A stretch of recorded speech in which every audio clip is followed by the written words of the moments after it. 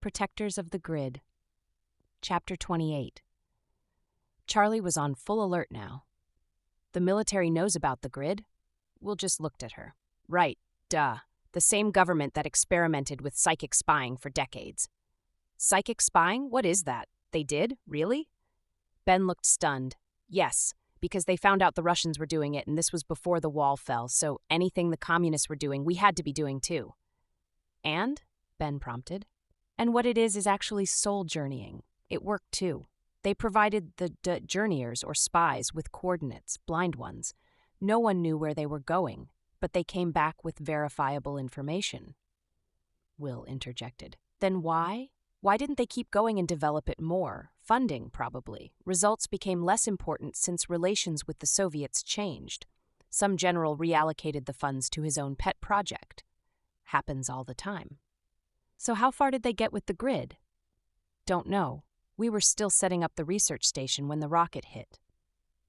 A research station? In Iraq? Wait a minute. No, it was a good idea. Out in the desert, no one with high-tech eyes for thousands of miles, all kinds of energetic anomalies that no one paid attention to because everyone attributed them to the war. Soldiers coming and going, but no real enemy ID'd anywhere near. If you were so invisible, where did the rocket come from? Ben demanded, looking for holes in the story. It was a shoulder-mount rocket launcher that a 15-year-old kid brought back from an ambush site in the mountains. You know, they've brought down multi-million-dollar aircraft with those things. Planes that fly low enough. Charlie nodded. Yes, he's right. I saw a documentary. It's crazy. Tara spoke so softly she had to repeat her question. And you lost a leg. Any others lose anything? Will's gaze stayed direct, but his mouth tightened. Jerry, Ahmed, Frank, Carol, and Wolf lost their lives. No one said anything for a minute, then Will spoke again. Somehow it was almost hardest to lose Wolf, who had saved each of us so many times. A dog? Yeah, he was our early warning system, and he was never wrong. He was also our greatest comfort when something did go wrong. How did you make it? Was anyone else still alive? The kid ran down to see what was in the shack he'd hit. I only got a glimpse, but you should have seen his face when he saw the blood and bodies. He turned and ran like the devil was after him. Janine had been watching the scopes on the rise behind us and ran into the building as soon as the smoke cleared. She knew enough to tourniquet my leg, or I probably would have bled out before I came to. And the kid? Turned out he'd run for help. 3 women and 2 old men pulled up in a battered old truck and took Janine and me to the village. What a scene when they tried to load me in the back. Hurt like hell. I went out again. Janine said it was 5 days before the medics showed up. By then the leg had turned gangrenous and I was more than half gone. I woke up once in the belly of a transport and then again in the VA hospital in Norfolk. My leg was gone. He wiped a hand across his eyes. Tara laid a hand gently on his forearm. I know you don't like talking about it. You weren't going to a while ago. Thank you for telling us. He nodded briefly and they listened to the night sounds for several minutes. So let me get this straight, Ben announced. He looked the older man up and down. You're a Native American who served in the U.S. military during the Iraq War and returned to your spiritual roots after losing a leg. And you have technological expertise that could be very useful to my company at this time in our product development. Does that make you an angel or a godsend? Will grinned. You've got the facts right. How you interpret them is up to you. So, are we staying longer? How much longer and why? What will we be doing?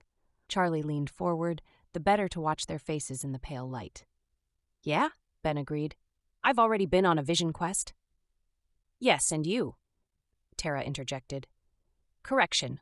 We thank you very much. Barely escaped a tornado. And that little earthquake was just the topping on our terror pie. I'm not ready to go back yet. We're just getting down to the nitty-gritty. We don't know what's going on or how to protect ourselves.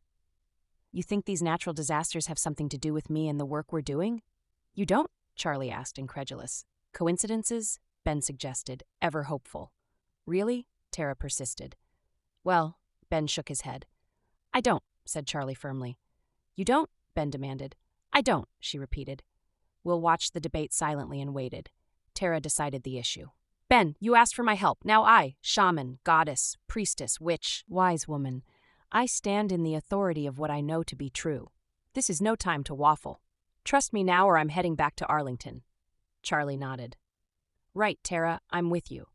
I can feel the opposition amping up.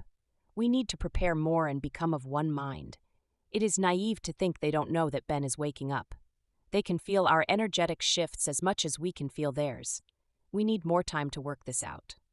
She turned to Ben. Call Patty and ask her to change our flights from tomorrow afternoon, which is, Thursday, to, let's see, Sunday.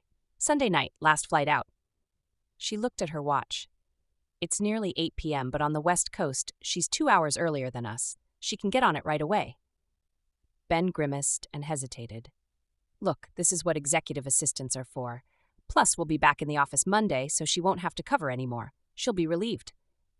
Ben looked at the faces watching and waiting for his response. They could tell when he decided because his jaw tightened, his eyes narrowed, and he leaned forward into the circle. Okay then, I'm counting on you, all of you. He looked pointedly at Will. Will stretched out a hand for Ben to shake. That's why I'm here, man. Their handshake was solemn. Then he turned to Tara. So what's next? Tara looked right at Ben as she spoke. We need to practice sending and receiving messages, reading the energies and directing the energies. Ben, you need to get out of your head and into your body.